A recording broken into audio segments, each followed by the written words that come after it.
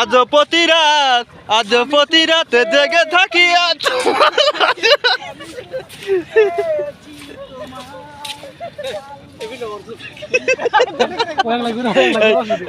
শুন ভাই এবার ভিডিও করছেন এবার ধরে জুতা ধরবো না ফোন ধরবো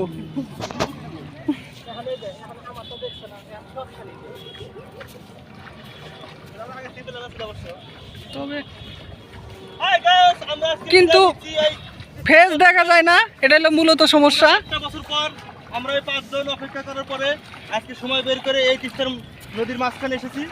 আবার জানি না কবে দেখা হবে। এই দিদি ব্যাগও তো আবার জানি না কবে দেখা হবে 5 জনের একসাথে এখানে। হ্যাঁ দিদি ব্যাগ এই যে হ্যাঁ এই বাবুল আর একটা দিদি কি দিয়ে আসে এই যে আর কিলে আসবে না দেখো। এই যে কাছে কিছু একটা নিয়ে একটা নৃত্য দেশা নিয়ে নয় নাকি নিয়ে রেডি গাইস আমি কি বলবো এটা